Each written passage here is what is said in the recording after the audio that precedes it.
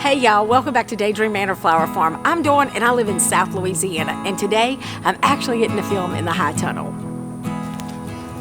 Welcome into the high tunnel. I get so excited when I get in here, y'all. First of all, I've been trying to get out here to film, I don't know, the last 3 or 4 videos, and the mosquitoes have been awful. I mean, they've been so bad that our mosquito abatement group that does that for our parish has switched from doing the truck route to now they're doing overhead because they are just horrible. I mean, I have lived in South Louisiana all of my life. I have never remember mosquitoes being this bad. So anyway, I'm excited to be out here, and I say that and watch them start attacking me. So if this video moves, we know I've taken off and going inside. Anyway, all right, let's get caught up, friends. First up, the weather is beautiful here. Hopefully, if the pecan trees are not lying to us, spring is here. So getting some mixed reviews. People are looking at some of the younger pecan trees. So if you don't know, here in South Louisiana, there is a saying by all of our grandparents and great-grandparents, handed down from generation to generation. When the mature pecan trees start budding, that means we are done with freezing. So some people are seeing it, some are not. Okay, that's what I'm going to say, but I'm going to hold on to the fact that some people see budding. We do not have a pecan tree on our property. You would think on 10 acres we could get one pecan tree. No, we have a bunch of trash trees, though. Let me tell you about them. No, sorry, let me not get started, because then Mr. Daydream will come over here and he'll be like, because those are the bane of his existence right now. Anyway, I digress. Off-farm work has been kicked up this week. We just have a lot going on project-wise, but it's all manageable. All right, the community event I did over the weekend, I made my last video before I actually went to the event, but y'all, it was great. I made a lot of good connections. Actually met with another small business owner who is on the other side of town, and I say that like it's far away. Y'all, it is really 15-minute drive from one end of town to the other, and that's with traffic. I mean, so that's what we're talking about. But I was talking to her because she owns a natural juice bar, and I was telling her about my flowers and about, you know, looking for another place for a pickup for bouquet subscriptions, and she was like, I have a spot for you. So I am going to go talk to her. I'm excited about that. And then we kind of started brainstorming on some things that maybe we can cross market, talking about from a local perspective. So that was really good. And then met a lot of parents who are bringing their kids to pot up the marigolds and got to talk about the farm. And I will tell y'all, one of the best things that happened, I mean, it was all good, but let me tell y'all, people worry about what's going to happen with generations to come. And I guess because I had spent many years in the educational space, I know how smart a lot of our young people are. Unfortunately, we get some that are just trouble, whatever, and that's where everybody focuses attention. We have so many good kids, and I say that I shouldn't say kids, they are young people. I had a group that had volunteered for this event through National Honor Society. They needed their service hours, and so I had like 5 kids that were young people that were helping me, and y'all, they were amazing. First of all, they took direction really well. They cared about the product. They cared about the kids, and so towards the end, we had about a flat left of marigolds, and one of them said, "Oh, Miss Dawn, do you have any stickers?" And I was like stickers? And he's like, "Yeah, with your logo or anything for your farm on it." And I was like, "Yeah, I have some at home." He said, "Can you go get them?" And I'm like, "Okay, why?" So what they wanted me to, and I did. I went home and I got the stickers and I brought them back. And they took up the pots. They potted up the remaining of the marigolds, put my sticker on it, and then they walked around with them and gave them out to the adults and said, "Courtesy of Daydream Manor Flower Farm." Y'all, I'm just saying. I was so appreciative. And then 2 of them who were juniors this year, I said, "Well, if you need service hours next year, you know where to find me. I always have work on the farm to do." And they're like, sign me up. So there are so many ways that you can get help on your farm too. Look, even if I bring a couple of them over here and they just help me clean up the beds in the fall, if it's time to swap over beds, like I can always find service hours for them. So that's just a little something. Just throwing that out there as a little bit extra. So that's what we call here in South Louisiana land yap. Anyway, let's talk about, stop. We're going to do our PSA today. Because y'all know sometimes we turn into, now we're a medical channel. Anyway, so look. All right. I had a spot that popped up, a raised spot that popped up like 6 weeks ago. Finally got into the dermatologist and she needed to freeze it off. There's nothing to be worried about, she said. Looks fine. But this is just your reminder to please wear your sunscreen. Face, shoulders, anything that's exposed, make sure you're putting on your sunscreen. It is so hard. Y'all see me in my videos in the summer. I'm in a Razorback t-shirt, and I do try to remember to wear my wider brim hat, spray myself, but y'all, the sun is just brutal. So as we're moving into the warm season, please remember that. And look, I am saying that because I am of the generation, I know some of you are going to go, ugh, or, I grew up where we took iodine and put it into a bottle of baby oil and slathered ourselves with it and laid out in the sun. And yes, sometimes we laid out on the roof. That's who we were. Now, thankfully, I've not had any repercussions from that so far. But get your yearly skin check. She did my skin check. Everything was fine, but just please remember, wear your SPF. So you're gonna hear me saying that a lot this year because I think it's really important. And we do forget, sometimes we get running around. I did buy some really good SPF 40 from her, some spray for my shoulders. I've got some other stuff she's gonna have me test for my face to see which one I like, because I'd rather be able to do it as a moisturizer on my face. So she's been using it since she was in med school. I'm going to use it. So, just saying, find you a good SPF, a good spray or whatever to use. Don't forget. All right, good sunscreen. Now, let's talk about what's happening over here. All right, I'm going to stand right here. That's kind of rude, isn't it? Okay. All right, I may have to move y'all a little bit, so let me wiggle y'all around. All right. Yeah. All right, so let's talk about this first bed. So, and then I'll move down. So, in this first bed, I just planted out some sunflowers. Last year I had them out a little bit earlier than this, but again, you got to water stuff to make sure it lives.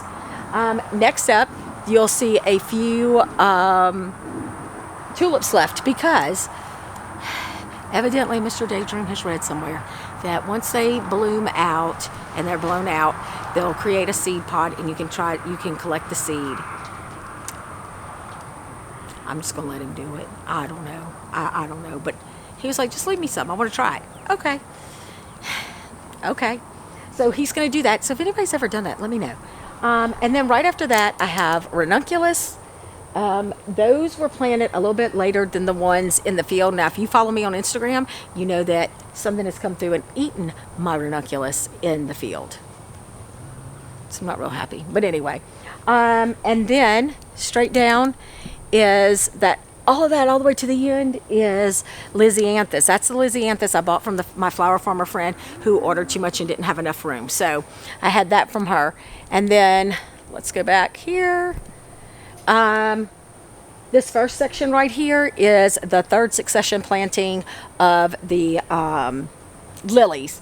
And then I am attempting to bring these back to life. These are heirloom mums that I had overwintered. I don't know if they're gonna make it.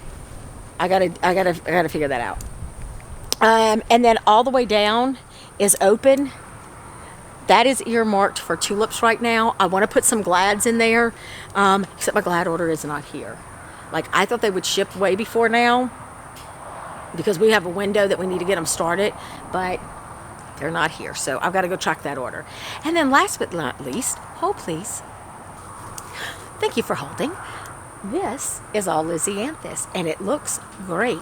Now, I lost a few. There's some empty holes down there. I lost a few, but overall they're really starting to look good. I have to get these netted this weekend. That is, or at least this week at some point, I have to get them netted. That is priority. So things are happening in the high tunnel. I'm so excited over it. Oh my gosh, y'all. I almost want to just grow always in the high tunnel. I don't know. I say that, y'all check me in June when it's 112 degrees outside, see how I feel about it in here. So that is happening. Things are just moving along. I have 2 more events. Yeah, I have a Mother's Day event and a Father's Day event that I'm going to be doing at the boutique. So those are already on the calendar. Y'all, spring is upon us. I'm super excited. Okay, here's the other thing. I want to circle back around to the whole education piece because this just drove it home for me. So I've talked about this before. I have a collaboration of several other flower farmers who are about within a 25-30 mile radius of me, and 2 florists. And we meet monthly. And that has been, man, that has been amazing. I mean, we are learning from each other. I think I've had the farm the longest, maybe. I don't know. I think so. I think the rest of them came right after me. We're all very, very close in how long we've had our farms. And I'm going to tell you, being able just to compare notes, to talk, like, in fact, today, I got a text message from one of my farmer friends, and she's like, oh my gosh. She said, my honeywort has aphids. Any advice? First of all, y'all know honeywort is my favorite. It is what I call my signature filler, so that hurt my heart. But that's how we're talking to each other, and we're trying to learn from each other and trying to find best practices. But we have a guest speaker every month that we meet. Last month, we had a florist who came to speak to us, and she was just like amazing. I've talked to y'all about that before. And then, okay, hold please. I'm going to ask you to hold please again because now I'm blinded by the sunlight coming through. Thank you for holding. I feel like a bad customer service video happening right now. Thank you for holding. All right. Anyway, I've talked to you about her, but this one that we just met with, she is a vegetable farmer here, not too far from us, and she shared with us her journey about how she became this organic vegetable farmer. Now, they farm on less than an acre of property. They make 6 figures a year. But she went through like how they interned at farms, how they worked for free at farms, how they worked for just room and board. They learned the process. They learned everything from working in different farms, in different areas, in different states. And so she also has, her degree is in soil biology, I think. Don't quote me on that. But anyway, y'all, I learned more from her in an hour and a half than I have in a very long time. That's why I keep saying, and I want to make sure that y'all hear me, before you pay for education, research the person you are going to get that information from. Because I took her for her word. She's had 12 years of experience growing in every type of different soil. She grows in the soil that we grow in here, in this clay dirt. But it was just so educational. And again, I don't know, I see so many more classes popping up, and I'm like, my head just hurts. Like, again, spend your money where you want to spend it. I'm not telling you not to spend your money anywhere. Just be smart with it. Buy courses or take classes from people who actually know what they're doing and they have experience. That's what I'm going to say. Anyway, let me get off of that soapbox because y'all know I'll get on it for a hot minute. Anyway, I learned so much from her. So one of the things that she told us that would be beneficial with our clay dirt and how we should plant in our raised beds, because she is a big champion of raised beds because you can control the environment. And I was doing it backwards. So we would put down our dirt, I would do the fertilizer, then I would do the compost. And she was like, nope, flip that around. Take the dirt, do the compost and then do the fertilizer on top. And so I'm going to do it this year. I'm going to actually, I've got those 2 beds over there that are ready for warm weather, warm season flowers. I think that's what I'm going to do. I think I'm going to pull that back, and I'm going to redo it, and I'm going to try it. But yeah, it was so super, super, super informational. Anyway, I'm just saying that again. Find your tribe, find the folks who are doing what you're doing in your area, reach out, have a collaboration. I mean, the value for me to be able to send a picture to another flower farmer and say, hey, what do you think? Immediately, y'all, pays off. Just saying. Anyway, all right, I have to go, and it looks like UPS pulling up on my driveway. I'm hoping I have bulbs coming in. Well, I have something coming in, but I didn't go look at the invoice, so hopefully it is. Man, I'm hoping it's my Glad, y'all. Anyway, I hope you all have a fantastic day, and we will chat again soon.